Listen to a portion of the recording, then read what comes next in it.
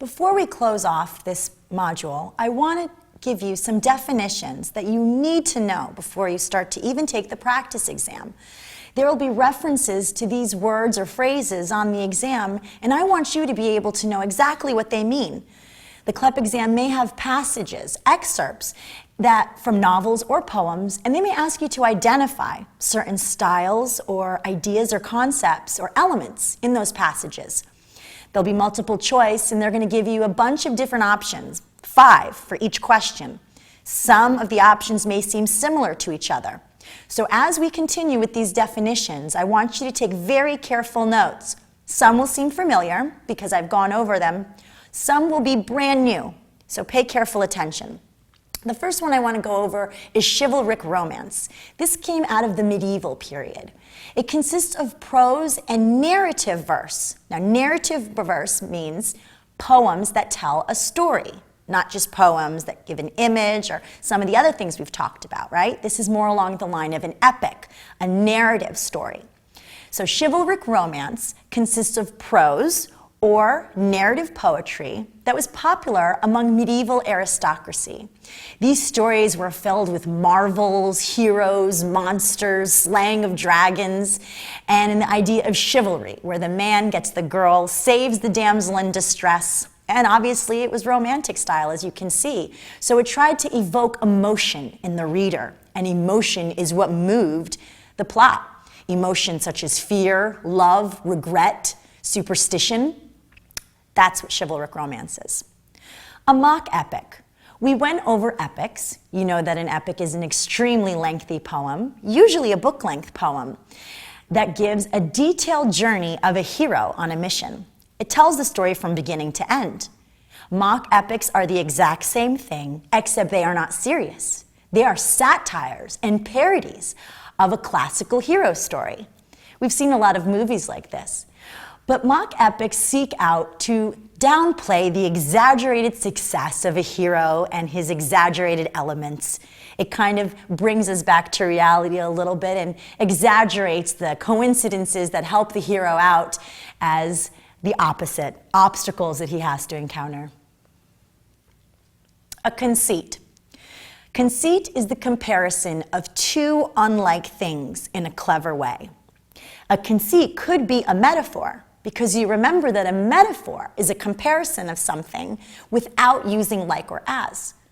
A metaphysical conceit is from the 17th century, and just like original conceit, it is an analogy between one's spiritual qualities and an object in the physical world. So again, two very unlike things, a spiritual idea and a physical idea. And to compare these things in a clever way, which means to say that they are alike, is successful conceit. That's what a poem wants to do when it uses a conceit. It wants to show you, through craft and skill, that these two unlike things are actually very similar.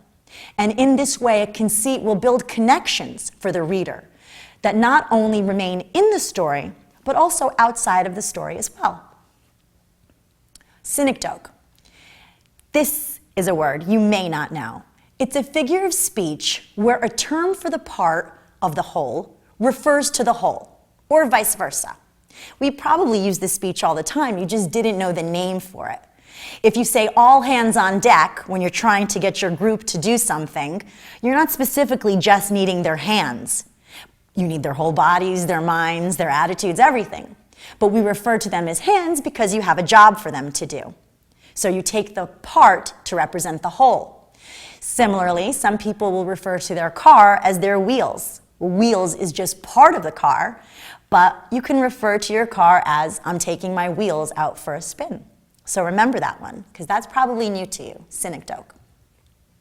Pathetic fallacy is when we attribute human emotion to inanimate things or animals, like personification, but it fails. It's a false connection made on purpose for the author. He tries to attribute human qualities, but the connection is not there, and it ends up being a fallacy for the character who's trying to connect. It ends up showing a disconnect and essentially conflict. Metonymy. It's a figure of speech where a thing is called not by its name, but by something associated with it. Now, this is not exactly the same as synecdoche, where the part replaces the whole. This is where something completely else can replace something else. So in the example, the pen is mightier than the sword. What is being replaced? The pen is describing diplomacy. The sword is describing violence or war. So it's replacing the whole of the idea with an idea associated with it. And also trying to make a point, because instead of being didactic and saying that diplomacy is better than violence, it creates an image by saying the pen is mightier or stronger than the sword. It makes the same point, but makes it a little bit more personal, less political, less didactic. So again, it's a figure of speech that is trying to use efficiency to connect to the reader. Again, in synecdoche and in metonymy, if the part or the references associated are not familiar to the reader, then the connections will be missed. An author will not do that. An author will make sure that the connections are very ready to the audience. Eclogue is a poem written in a classical style on a pastoral subject. It's not just a pastoral poem about idyllic country life. This is a pastoral poem written in a classical style. So, it could mean a sonnet, it could mean a villanelle, a sestina, a terza rima, but the subject is pastoral, which means life in the country. An epiphany is a moment where the character achieves a realization of something that has happened. Some kind of awakening has happened. And the importance of the epiphany is that thereafter, in the book, or the movie, or the play, or the poem, everything is now seen through that perspective. The character realizes something so profound that it changes the character's idea about life, or about the subject matter, or the conflict that's in the book. A parody. A parody I referenced before when I was talking about mock epics. A parody is an exaggerated imitation of a subject to create a comedy. We can over-exaggerate serious things to make them seem ridiculous. And when serious things seem ridiculous, they're funny to us.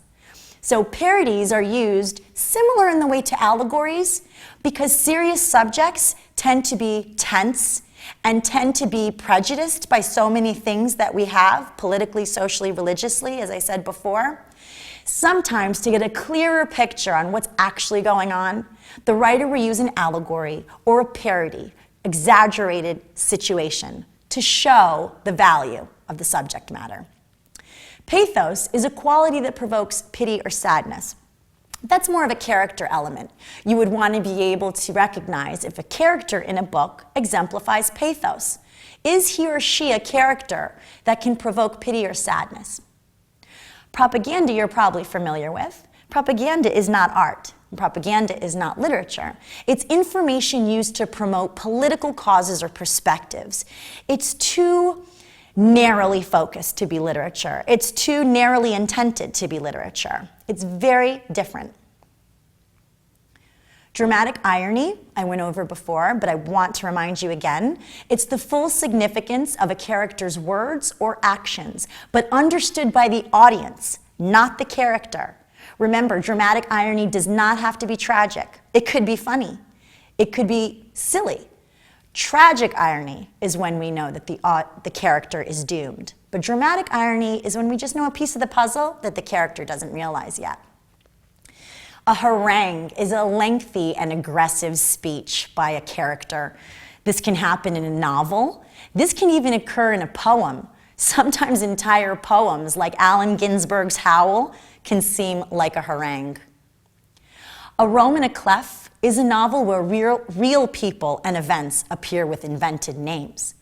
This could be used for political purposes or social purposes, to expose ideas, concepts, or situations that have occurred, in which case the reality of the situation and the sequence of events and facts will not change, only the names of the characters to protect people from knowing it was actually real. A novel of manners. Jane Austen wrote so many. It's a realistic story focusing on the customs and conversations of a certain class of people.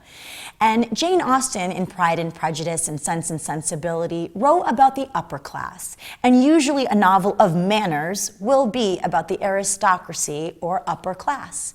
And it follows their social customs, their conversations, their concerns. And what these novels do is it usually highlights the very tactile difference between the class of people being described versus the classes of people around them that are not so detailedly described. An epistolary novel is probably a novel that you've read that you don't know is called an epistolary novel. Instead of written as a story with a in the beginning and then down to the end, these stories are put together through a series of letters, usually by a singular author, and usually directed to a specific addressee. Books like this are Bram Stoker's Dracula, Pamela by Samuel Richardson, or The Historian by Katerina Novova. C.S. Lewis, very famous for writing the Chronicles of Narnia and other things. But what is a chronicle? Chronicles are a historical account of events arranged by order, without analysis. So in Chronicles of Narnia, he's giving you a story. He's giving you a sequence of events as it happened. But there is no narrator judging the events or the characters. There's no additional commentary on the characters or the consequences of people's actions. Instead, similar to a chronicle or a newspaper, it tries to just detail facts and allow the reader to read in and make the analysis. A social novel has a prevailing social problem that it is addressing, and it specifically writes on the subject of the effect of the problem on characters. Earlier, I talked about post-colonialism writing and how that writing has the very specific agenda of discussing the effects of colonialism on a community, both before and after. A post-colonialist style novel would be a social novel because it is talking about a prevailing social problem. It can be a historical problem, it can be a current problem, but the problem is dramatized through its effects on the characters. Social novels are very common in speaking about race issues, religious issues, refugee crises, revolution. In fact, when we were talking about setting, a social novel setting is one of the predominant characters because of the place where the occurrence is happening could be why the occurrence is happening. Vignettes is a word for brief evocative episodes. So wherein we see not the whole story of a character, but instead we see like a little window into his or her life. We see just portions of how he or she acts, but we never see the complete picture. Vignettes are meant to kind of more abstractly and imagistically allow the reader to piece together a story based on what he or she has seen. Two words that sound the same but have very different meanings. An aphorism is a pithy observation that contains truth. You probably have a couple of friends that say common aphorisms. But a euphemism is a milder word used instead of a blunt way of communicating, such as when someone says, "I was downsized at my job," instead of saying, "I was fired." Very different definition, so please remember not to get confused. A colloquialism is a use of an ordinary word or phrase. It's a very long word to describe the way that we ordinarily speak with our peers. An allusion, you'll remember, is an indirect reference to something. Again, the reference has to be well known to succeed. Antithesis, we reviewed this, but I want to remind you. It's when a thing is in direct opposition to something else, as in many stories where an antagonist is in direct opposition to the protagonist. And remember, antithesis is there for a reason. There's a purpose for the opposition as it resolves. Personification we spoke about, the attribution of personal nature to something not human so that we can understand it better. Different from parallelism. which is the use of successive verbal constructions that correspond in structure, sound, meter, and meaning, etc. It's when an author uses similar speech patterns or phrases or figures of speech in the very same way to create consistency and fluidity in his work. Prosody is the study and actual use of meters and forms of versification. What's versification? It's the act of making verses, or the act of creating poetry. So as you can see, through all of these different elements, you will have to really study all of these. They're very hard to remember if you're just going to review this lecture once, and even harder if you don't review it twice and 3 times. So you're going to have to review the lectures, do the study questions, and make sure that you write down your notes. I really encourage my students to write things down because writing increases our memory. You'll have a tactile memory of writing definitions down, and it will also slow your study of remembering the words by having to take the time to write the word and write the definitions. The exam will give you several passages, and it will ask you to differentiate between many of the terms that I've offered to you. You will have to study them each definitively so that you can answer correctly on the exam. This can only come through study. So remember to review all of these lectures as there's so many new elements that I'm sure are being introduced to you. Do not feel overwhelmed. It's okay to review these lectures several times. It's okay to take the study test several times. It's practice that will get these ideas ingrained in your memory so they just feel like a reflex by the time you're taking the exam. So just take your time and study, and I know you can do it.